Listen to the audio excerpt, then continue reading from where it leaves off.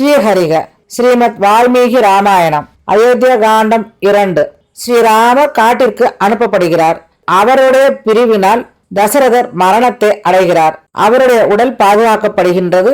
மந்திரிமார்கள் ஒன்று கூடி பரதரை நாட்டுக்கு அழைத்து வர முடிவு எடுக்கின்றார்கள். அதன் பிறகு நடப்பது சர்க்கம் 68. பரதரை அழைத்து வர தூதர்கள் செல்வது. வசிஷ்ட பகவான் அங்கு கூடியிருந்த பெரியவர்களும் மந்திரிமார்களும் சொன்னதை கேட்டு அன்பர்களும் மந்திரிமார்களும் பிராமணருமாகிய அந்த எல்லோரையும் பார்த்து பின்வரும் மொழியை கூறினார். பரதன் ராஜகிருகம் என்னும் பட்டணத்தில் தன்னுடைய அம்மான் வீட்டில் தம்பியாகிய சத்ருக்குணன் கவலை அற்றவனாய் வசித்துக் கொண்டிருக்கின்றான். ஆகையால் இப்பொழுதே வேகமாக செல்லும் தூதர்கள் குதிரைகளில் ஏறிக்கொண்டு தர்ம வீரர்களான அந்த இரு சகோதரர்களையும் சீக்கிரமாக இங்கு அழைத்து வர உடனேயே செல்லட்டும். இதற்கு நாம் ஏன் யோசிக்க வேண்டும்? அதன் பிறகு எல்லோரும் வசிஷ்டரை பார்த்து செல்லட்டும் என்கின்ற சொல்லை கூறினார்கள். அவர்களுடைய சொல்லை கேட்டு வசிஷ்ட பகவான் பின்வரும் கட்டளையை பிறப்பித்தார். சித்தார்த்த இங்கு வா. விஜய ஜயந்த அசோக நந்தன, உங்கள் எல்லோரிடத்திலும் செய்ய வேண்டியதை நான் சொல்கிறேன், நீங்கள் கேளுங்கள். சீக்கிரமாக வேகமாக செல்லும் குதிரையில் ஏறி ராஜகிருகம் என்னும் நகருக்கு சென்று உங்களுடைய சோகத்தை விட்டுவிட்டு என்னுடைய கட்டளையை பரதனுக்கு பின்வருமாறு தெரிவியுங்கள். புரோகிதர் உன்னுடைய நலத்தை விசாரித்தார். மந்திரிகள் எல்லோரும் அதே போலவே உன்னுடைய நலத்தை விசாரிக்கின்றார்கள். நீ காதாமதம் செய்யாமல் உடனே திரும்பி வர வேண்டும். நீ அவசரமாக செய்ய வேண்டிய காரியம் உள்ளது. நீங்கள் அங்கு சென்று பரதருக்கு ஸ்ரீராமர் வனவாசம் சென்றதையும் அவருடைய தந்தை இறந்ததையும் தெரிவிக்க வேண்டாம். இங்கு நடந்த எந்த குற்றம் குறைகளையும் அவருக்கு தெரிவிக்க வேண்டாம். அரசருக்கும் பரதனுக்கும் வெண்பட்டு ஆடைகளையும் சிறந்த ஆபரணங்களையும் எடுத்துக்கொண்டு சீக்கிரமாக செல்லுங்கள். கேகே நாட்டிற்கு பிரயாணமான அந்த தூதர்கள் வழி செலவுக்கு உண்டான பொருள்களை பெற்றுக்கொண்டு ஏற்ற குதிரைகளில் ஏறி அவரவர்களை வீட்டுக்கு சென்றார்கள். வசிஷ்டரால் போக விடை கொடுக்கப்பட்ட அந்த தூதர்கள் அங்கிருந்து சென்று பிரயாணத்துக்கு தேவையான மீதி காரியங்களை செய்துவிட்டு உடனே கால தாமதம் செய்யாமல் பிரயாணம் ஆனார்கள். அவர்கள் அபரதாளம் என்னும் மலைக்கு ஓரமாகவும் பிரலம்பம் என்னும் மலைக்கு வடக்கு நோக்கி இடையில் மாலினி என்ற நதியை அனுசரித்து சென்றார்கள். அவர்கள் ஹஸ்தின பட்டணத்தில் கங்கையை தாண்டி மேற்கு நோக்கி சென்றார்கள். அவர்கள் குரு ஜாங்கலம் வழியாக பாஞ்சால நாட்டை அடைந்து மேலும் சென்றார்கள். அந்த தூதர்கள் நன்றாக பூத்திருந்த பொய்கைகளையும் சுத்தமான நீரையுடைய நதிகளையும் பார்த்து கொண்டே தங்களுடைய காரியத்தின் அவசரத்தை நினைத்து வேகமாக சென்றார்கள். அவர்கள் தெளிந்த நீரை உடையதும் பல வகை பறவைகள் சேர்ந்ததும் ஜன நெருக்கமுற்றதும் சிறந்ததுமான சரதண்டம் எனும் நதியை தாண்டி சீக்கிரமாக சென்றார்கள். சத்தியோபயாசனம் என்கின்ற பெயர் பூண்டதும் தெய்வத்தன்மை உள்ளதுமான கரையில் இருக்கும் மரத்தை அணுகி வணங்கத்தக்க அதற்கு வழிபட்டு குங்குளிகம் என்னும் நகரத்தை அடைந்தார்கள். அந்த இடத்திலிருந்து அவர்கள் அபிகாலம் என்னும் கிராமத்தை அடைந்து போதி பவனம் என்னும் மலையிலிருந்து பெறுகின்றதும் முன்னோர்களால் அனுபவிக்கப்பட்டதும் புண்ணியமானதுமாகிய இக்ஷுமதி என்னும் நதியை கடந்தார்கள். கை கொண்ட அளவு நீரை மாத்திரம் குடிப்பவர்களும் வேதங்களை முற்றிலும் உணர்ந்தவர்களுமான வேதிகளை தரிசித்து பாக்லீகம் என்கின்ற தேசத்தின் வழியாக சுதாமம் என்னும் பர்வதத்தை அடைந்தார்கள். ஸ்ரீ மகாவிஷ்ணுவது பாதத்தை சேவித்துக் கொண்டு விபாசி என்னும் நதியையும் இலவ மரத்தையும் நதிகளையும் ஓடைகளையும் குளங்களையும் சிறு குட்டைகளையும் பொய்கைகளையும் பற்பல சிம்மம் புலி மான் யானை இவைகளை பார்த்து கொண்டே தங்களுடைய நீண்ட வழியில் எஜமானனுடைய கட்டளையில் ஊக்கமுடையவர்களாக சென்றார்கள். அவர்களுடைய குதிரைகள் களைப்பை அடைந்தன. இருந்தாலும் அவர்கள் நீண்ட தன்னுடைய வழியில் கிரிவ்ரஜம் என்னும் சிறந்த நகரை நேராக விரைவில் அடைந்தார்கள். அந்த தூதர்கள் எஜமானருடைய நல்ல அன்பிற்காகவும் குலம் உய்வதன் பொருட்டும் மன்னரது வம்சத்தினுடைய கௌரவத்திற்காகவும் சிரத்தை உடையவர்களாய் கால தாமதம் செய்யாமல் அந்த ராத்திரியே அந்த ராஜகிருகம் என்னும் பட்டணத்திற்கு வந்து சேர்ந்தார்கள். சர்க்கம் 69. பரதர் கெட்ட கனவு காண்பது. தூதர்கள் அந்த நகரத்தை அடைந்த அந்த இரவு பரதர் கெட்ட கனவை கண்டார். சக்கரவர்த்தியாரின் புதல்வரான பரதர் விடியற்கால நேரத்தில் அந்த இரவு விடியும் பொழுது கெட்ட கனவை கண்டு அதனால் மிகவும் சோகம் கொண்டார். அவர் மிகவும் வருத்தத்துடன் இருப்பதைக் கண்ட அவருடைய நண்பர்கள் அவருடைய மனக்கவலையை நீக்குவதற்கு விருப்பம் கொண்டு சபையில் அவருக்கு கதைகளை கூறினார்கள். அவருக்கு மன அமைதியை ஏற்படுத்துவதற்கு உண்டான முயற்சியை செய்தார்கள். சிலர் நாடகங்களை கூறினார்கள், சிலர் பரிகாச சொற்களை சொன்னார்கள். ரகுவம்சத்தவரும் மகாத்மாவுமாகிய அந்த பரதர், இனிமையாய் பேசுபவர்களும் பற்பல பரிகாசங்களை செய்பவர்களுமாகிய அந்த நண்பர்களால் மன திருப்தி கொள்ளவில்லை. அவருக்கு அருகில் வீற்றிருந்த ஆப்த சிநேகிதன் ஒருவன் நண்பர்களாகிய தோழர்களால் சொல்லப்பட்டிருந்த அந்த பரதரை பார்த்து பின்வருமாறு கூறினான். நண்பனே, ஏன் நீ சந்தோஷம் அடையாமல் இருக்கின்றாய்? பரதர் சந்தோஷமாக பேசும் அவனை பார்த்து பின்வருமாறு கூறினார். என்னுடைய மன வேதனைக்கான காரணத்தை நீ கேள். நான் என்னுடைய கனவில் என்னுடைய தந்தையாரை அழுக்கடைந்தவராகவும் விரித்த தலைமயிரை உடையவராகவும் மலை உச்சிலிருந்து கல்மஷமான கோமயம் நிரம்பிய குட்டையில் ஊகின்றவராக கண்டேன். அவர் அந்த கோமய குட்டையில் மிதப்பவர் போலவும் குவித்த கையால் எண்ணெயை குடிப்பவராய் அடிக்கடி சிரிக்கின்றவராகவும் எனக்கு காணப்பட்டார். அவர் எள்ளுருண்டையை உண்டுவிட்டு அடிக்கடி தலைகீழாக இருப்பவராக காணப்பட்டார். அவருடைய திருமேனி எல்லாம் தைலத்தால் பூசப்பட்டு எண்ணெயிலேயே மூழ்கி இருப்பதை கண்டேன். சமுத்திரத்தை வறண்டதாகவும் சந்திரனை தரையில் விழுந்ததாகவும் உலகை இருளால் சூழப்பட்டதாகவும் முற்றிலும் தடைப்பட்டதாகவும் பட்டத்து யானையினது தந்தத்தை முறிந்ததாகவும் பூமியை கொழுந்துவிட்டு எரிந்து திடீரென்று அவிழ்ந்த அக்னியில் மூழ்கியதாகவும் பற்பல விருட்சங்களை உலர்ந்து பட்டு போனவைகளாகவும் பர்வதங்களையும் தகர்க்கப்பட்டவைகளாகவும் புகையுடன் கூடியவைகளாகவும் நான் ஸ்வப்னத்தில் கண்டேன். சக்கரவர்த்தியார் இரும்பு பீடத்தில் வீற்றிருக்கிறவராகவும் கருப்பு ஆடை அணிந்தவருமாக இருப்பதை கண்டேன். அவரை சுற்றியிருந்த கருத்த நிறமும் மஞ்சள் நிறமுடைய ஸ்திரீகள் அவரை பரிகசித்துக் கொண்டிருப்பதை கண்டேன். தர்மாத்மாவான அவர் சிவந்த மாலையையும் சந்தனத்தையும் அணிந்தவராய் கழுதை பூட்டிய ரதத்தில் ஏறிக்கொண்டு தெற்கை நோக்கியவராய் விரைந்து கொண்டு சென்றார். கோர முகம் படைத்த ராட்சச ஸ்திரீ சிவப்பு ஆடை அணிந்து மிகவும் பரிகாசத்துடன் சிரித்துக் கொண்டு சக்கரவர்த்தியாரை இழுத்து கொண்டிருப்பதை நான் கண்டேன். மிகவும் பயத்தை அளிக்கும் இந்த காட்சியை இரவில் நான் கனவில் கண்டேன். இதனால் சக்கரவர்த்தியாராவது ஸ்ரீராமராவது அல்லது லக்ஷ்மணனாவது மரிப்பார், இல்லையேல் நான் மரிப்பேன். எந்த மனிதன் ஸ்வப்னத்தில் கழுதை பூட்டிய வாகனத்தில் ஏறிக்கொண்டு போகின்றானோ அவனுடைய சிதையில் வெகு சீக்கிரத்தில் அதிக புகை காணப்படுகிறது. எனவேதான் நான் மிகவும் பரிதவிக்கின்றேன். நீங்கள் கூறுவதையும் கேட்கவில்லை. எனது தொண்டையும் உளறுவது போல் இருக்கிறது. எனது மனமும் நிலை கொள்ளாது இருக்கின்றது. பயத்திற்கு உண்டான காரணத்தை நான் பார்க்கவில்லை, ஆனால் பயத்தை அடைகின்றேன். எனது குரலும் மாறிவிட்டது. எனது ஒளியும் முற்றிலும் குன்றிவிட்டது. என்னையே நான் மிகவும் வெறுத்துக் கொள்கின்றேன். இந்த கனவின் காரணத்தை என்னால் அறிய முடியவில்லை. பல வகையாக இருக்கிறதும் இதற்கு முன் என்னுடைய மனதால் நான் நினைக்காததுமான இந்த கெட்ட கனவின் பயனை யோசித்து சக்கரவர்த்தியாரின் அந்த தோற்றத்தை பற்றி நினைத்து என்னுடைய மனதில் மிக பெரிய பயமும் கவலையும் உண்டாகின்றது. அந்த பயம் என்னுடைய மனத்தில் இருந்து அகலவில்லை. சர்க்கம் 70. பரதர் புறப்படுவது. பரதர் இப்படி தன்னுடைய நண்பர்களிடம் தன்னுடைய கனவை பற்றி சொல்லிக் கொண்டிருக்கும் பொழுது அயோத்திமா நகரிலிருந்து வந்த தூதர்கள் கடக்க முடியாத கோட்டை வாயிலை உடைய ராஜ கிருகம் என்கின்ற அந்த அழகிய பட்டணத்தில் நுழைந்து அதனுடைய அரசராலும் அரச குமாரர்களாலும் கௌரவிக்கப்பட்டு மன்னரது திருவடிகளை வணங்கி அனுமதி பெற்று பரதரை தனிமையில் கண்டு அவரிடம் பின்வருமாறு கூறினார்கள். குலகுருவானவர் உம்முடைய நலத்தை விசாரிக்க சொன்னார். மந்திரிமார்கள் எல்லோரும் அதன்படியே உம்முடைய நலத்தை விசாரித்தார்கள். நீர் உடனே விரைவாக புறப்பட வேண்டும். உம்மால் அவசரமாக செய்யப்பட வேண்டிய காரியம் அங்கு உள்ளது. கொண்டாடத்தக்க அறிவுடையவனே, இந்த விலை உயர்ந்த வஸ்திரங்களையும் ஆபரணங்களையும் வாங்கிக் கொண்டு இதை உம்முடைய மாமனுக்கு கொடுங்கள். சக்கரவர்த்தி குமாரா, இதில் அரசருக்கு 20 கோடிகளும் அதை போலவே உமது மாமனுக்கு 10 கோடிகளும் நிறைந்திருக்கின்றன.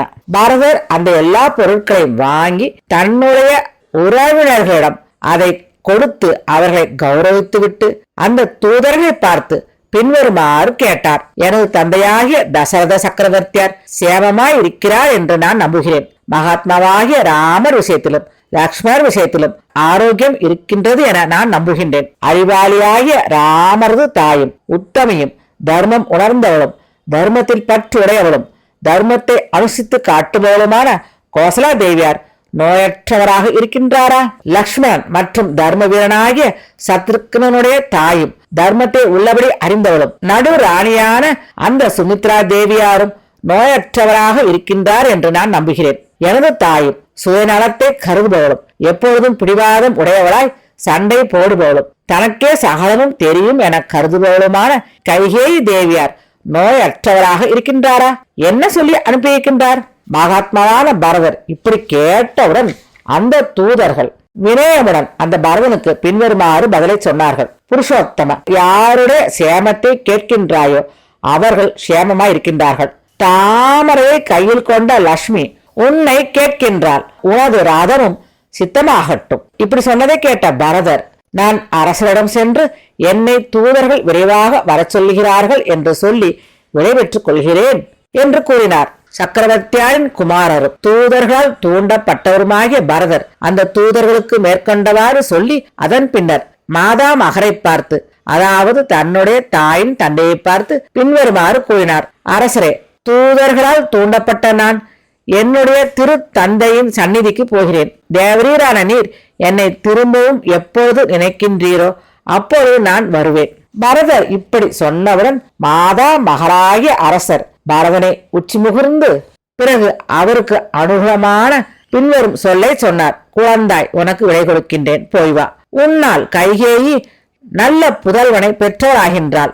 ஜெயசாலியே, தாயிடமும் தந்தையிடமும் நான் நலமாக இருக்கின்றேன் என்று சொல்வாயாக. குழந்தாய், குலகுருவுக்கும் மற்ற பிராமணோத்தர்கள் எல்லோருக்கும் வில்லாளிகளும் பிராதாக்களுமான ராம லக்ஷ்மண் ஆகிய இருவருக்கும் என்னுடைய நலம் விசாரித்தலை சொல்வாயாக. கேகய மன்னர் பரதருக்கு உயர்ந்த யானைகளையும் பல வகைப்பட்ட கம்பளிகளையும் மான்தோல் புலித்தோல் முதலியவைகளையும் கொடுத்து முதலியவைகளை பரிசாக கொடுத்தார். கேகய மன்னர் கைகேயி புதல்வனுக்கு 2000 பொன் நாணயங்களையும் 1600 குதிரைகளையும் பரிசாக கொடுக்க கட்டளையிட்டார். அஸ்வபதி என்னும் அந்த மன்னர் அதை போலவே இஷ்டர்களும் நம்பிக்கை உள்ளவர்களும் நற்குணம் அமைய பெற்றவர்களுமான மந்திரிகளை பரதனுடன் செல்ல அப்பொழுதே அவருக்கு கொடுத்தார். தாய் மாமன் அவருக்கு ஐராவதத்தின் குலத்தில் பிறந்தவைகளும் இந்திர சிரமென்ற மலையில் உண்டானவைகளும் பார்க்க அழகானவைகளுமான யானைகளையும் ரதங்களில் பழகியனவாய் வேகமாக செல்லும் கோவேறு கழுதைகளையும் பரிசாக கொடுத்தார்.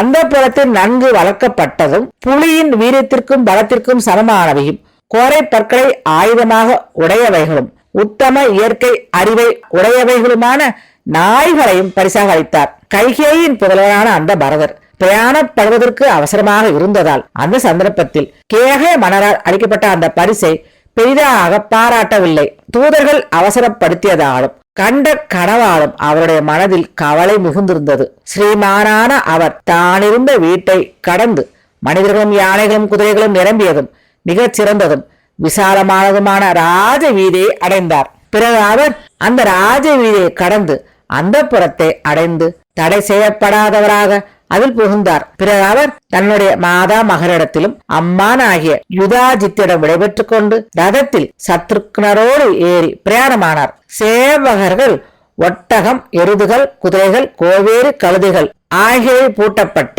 வட்ட வடிவமான சக்கரங்களை உடைய நூற்றுக்கணக்கான ரதங்களோடு பரதரை பின்பற்றி சென்றார்கள். படைகளால் பாதுகாக்கப்பட்டவரும் விரோதிகள் இல்லாத மகாத்மாவாகிய பரதர் மதாமகர் தனக்கு பரிசாக அளித்த மந்திரிமார்களோடு சத்ருக்கனையும் அழைத்து கொண்டு இந்த லோகம் போன்ற திருமாளிகையில் இருந்து சித்தர் போல புறப்பட்டார். சர்க்கம் 71. அயோத்தியில் பிரவேசிப்பது. அதற்கு பிறகு தேஜஸ்வியும் சாமர்த்தியசாலியும் ஸ்ரீமானும் இஷ்வாகு குலத்தை பெருமைப்படுத்த வந்தவருமான பரதர் கிழக்கு நோக்கி சென்று ராஜ கிருகம் என்ற அந்த நகரில் இருந்து வெளியே வந்து சுதாமை என்ற நதியை பார்த்து அதை கடந்தார். பிறகு மிக்க அகலமான ஹலாதினி என்னும் நதியையும் மேற்கே ஓடும் வேறு ஒரு நதியையும் சதக்ரு என்னும் நதியையும் கடந்தார். சத்திய சந்தரும் பரிசுத்த மூர்த்தியும் ஸ்ரீமானுமாகிய அவர் ஜலதானம் என்னும் நகரத்தில் ஒரு நதியை தாண்டி அபரபர் படம் என்னும் நாடுகளை கடந்து கல்லை புரட்டித்தள்ளும் தன்மையுள்ள சிலாவகம் என்னும் நதியை கடந்து அக்னி மூலையிலிருக்கும் சல்யஹர்த்தனம் எனும் நாட்டையும் பார்த்து கொண்டே சைத்ர ரதம் எனும் வனத்தை கடந்து பெரும் மலைகளையும் கடந்தார். சரஸ்வதியும் கங்கையும் சங்கமம் ஆகும் இடத்திற்கு வந்து சேர்ந்தார். பிறகு அவர் வீர மத்தியசம் எனும் நாடுகளுக்கு வடக்கில் உள்ள பாருண்டம் என்னும் வனத்தில் புகுந்தார். வேகமாக ஓடுகின்றதும் மனதை மகிழ்விப்பதும் பர்வதங்களால் சூழப்பட்டதும் குளிங்கம் என பெயர் கொண்டதுமாகிய யமுனையை அடைந்து அதையும் கடந்தார். பிறகு அந்த இடத்தில் தன்னுடன் வந்த சைன்யத்துடன் தங்கினார். ஏனென்றால் அவருடன் வந்த படைகள் களைப்பாற வேண்டியது இருந்தது. அந்த இடத்தில் களைப்படைந்திருந்த குதிரைகளை இளைப்பாற அவைகளுடைய உடல்களை குளிரச் செய்வதற்குண்டான ஸ்நானத்தை செய்வித்து அவைகளுக்கு நீரை கொடுத்து அவைகளுடைய தாகத்தையும் பசியையும் தணித்து பிறகு அங்கிருந்து புறப்பட்டார். ஆகாசத்தில் வாயு என்ற காற்று எப்படி வேகமாக கடந்து செல்கின்றதோ அதை போல புண்ணியாத்மாவான சக்கரவர்த்தி குமாரர் அந்த சஞ்சாரமற்ற மகாரண்யத்தை தன்னுடைய பெரிய தேருடன் வேகமாக கடந்தார். அந்த பரதர் அம்சுதானம் என்ற நகரில் தாண்ட முடியாததும் மகாநதியுமாகிய கங்கையை அடைந்தார். பிறகு அவர் பெயர்பெற்ற பிராக்வடம் என்னும் நகருக்கு சென்று அந்த நகரில் தன்னுடைய சேனையுடன் கங்கையை கடந்து குடிகோஷ்டிகம் என்னும் நதியை அடைந்தார். அவர் அந்த நதியை தாண்டி தர்ம வர்த்தனம் என்னும் கிராமத்தை வந்தடைந்தார். தசரதரின் குமாரரான பரதர் தோரணம் என்னும் நகரத்தின் தென் வழியாக சென்று ஜம்பூஸ் ரஸ்தம் என்னும் கிராமத்தை அடைந்தார். பிறகு அழகான வரூதம் என்னும் கிராமத்தை அடைந்தார். அந்த இரவு அந்த மனோகரமான காட்டில் அவர் தங்கியிருந்தார். பிறகு கிழக்கு நோக்கி புறப்பட்டு உஜ்ஹான என்ற நகரை அடைந்து அங்கு கதம்ப மரங்கள் நிறைந்திருந்த உத்தியான வனத்தை அடைந்தார். பரதர் கதம்ப மரங்களின் அருகில் சென்று வேகமாக செல்லும் குதிரைகளை ரதத்தில் பூட்டி தன்னுடைய சேனையிடமிருந்து விடைபெற்று மிகவும் அவசரம் அடைந்தவராக வெகு வேகமாக தான் முன்பாக சென்றார். அந்த புருஷோத்தமர் சர்வ தீர்த்தம் என்னும் கிராமத்தில் ஓரிரவை கழித்து பிறகு உத்தானிக என்ற நதியையும் மற்ற பல நதிகளையும் மலை பிரதேசங்களையும் தன்னுடைய குதிரைகளை கொண்டு தாண்டி ஹஸ்தி பிருஷ்டகம் என்னும் கிராமத்தை அடைந்து குடிகை என்னும் நதியை கடந்தார். லௌகித்யம் என்னும் நகரில் கபீவதி என்ற நதியையும் அவர் தாண்டினார். பரதர் ஏகசாலம் என்னும் கிராமத்தில் ஸ்தானு மதி என்னும் நதியையும் வினதம் என்னும் நகரில் கோமதி என்னும் நதியையும் கடந்து மிகவும் களைப்படைந்த குதிரைகளை உடையவராக விரைவிலேயே கலிங்க நகரில் ஆச்சாமர வனத்துக்கு வந்து சேர்ந்தார். இரவை அந்த வனத்தில் கழித்தார். பிறகு அருணோதயத்தில் மனு சக்கரவர்த்தியால் நிர்மாணிக்கப்பட்ட அயோத்தி மாநகரை அவர் விரைவாக பார்த்தார். அந்த புருஷோத்தமர் 7 இரவுகளை வழியில் கழித்து அயோத்திமா நகரை கண்முன் கண்டு சாரதியை பார்த்து பின்வருமாறு கூறினார்.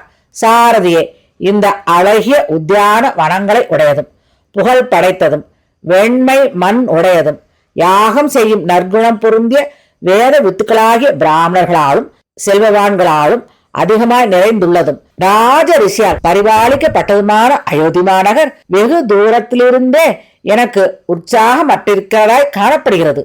இதற்கு முன் அயோத்தியில் ஆண் பெண்களுடைய பெரிய கலகல சப்தமானது எல்லா பக்கங்களிலும் கேட்கப்பட்டது. இப்பொழுது அதை நான் கேட்கவில்லை.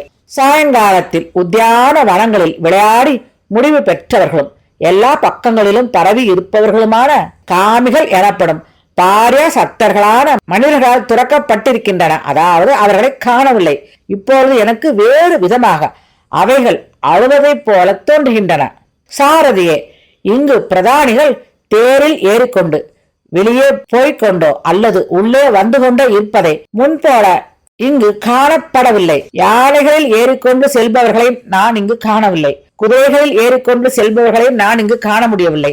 ஆகையால் நகரமானது முற்றிலும் காடாகிவிட்டது போல எனக்கு தோன்றுகின்றது. இந்த உத்தியான வனங்களில் ஜனங்கள் மிகவும் அழகாக விளையாடிக் கொண்டும் அனுகூலமான சிங்காரங்களை செய்து கொண்டும் மிகவும் உற்சாகமுடைய மனிதர்களால் நிறைந்தனவாக இதற்கு முன் இருந்தது.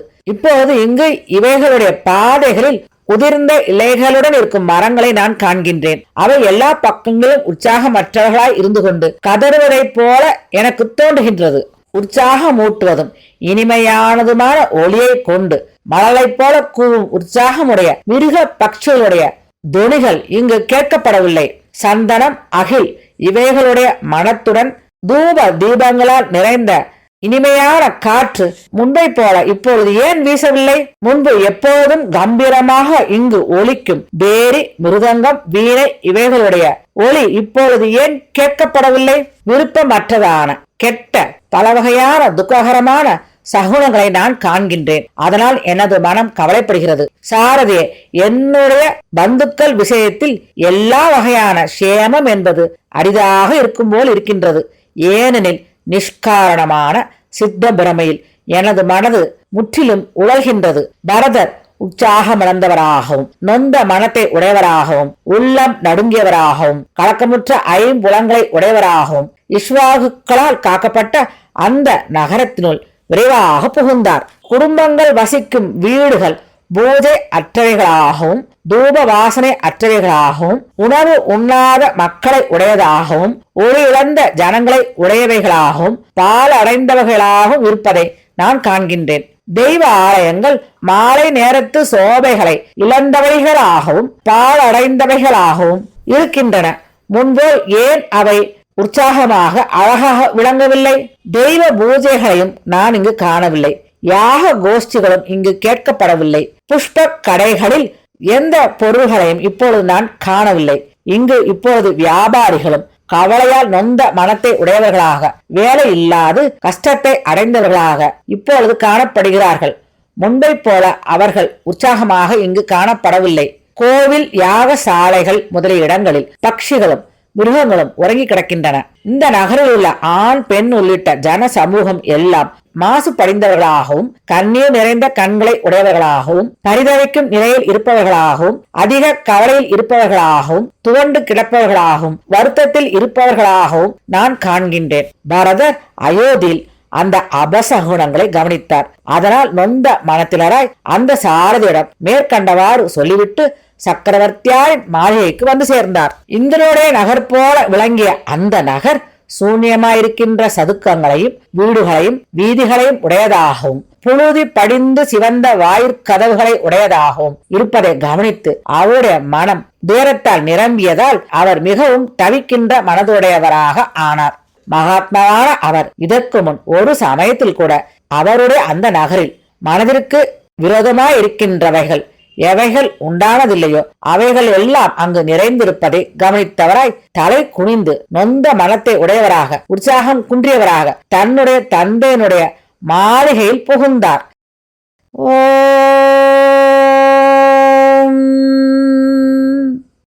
ஸ்ரீ சீதாராமரின் பாதங்களுக்கு நமஸ்காரம். ஸ்ரீ ராமச்சந்திர மூர்த்தியின் பாதார விந்தங்களில் சமர்ப்பணம்.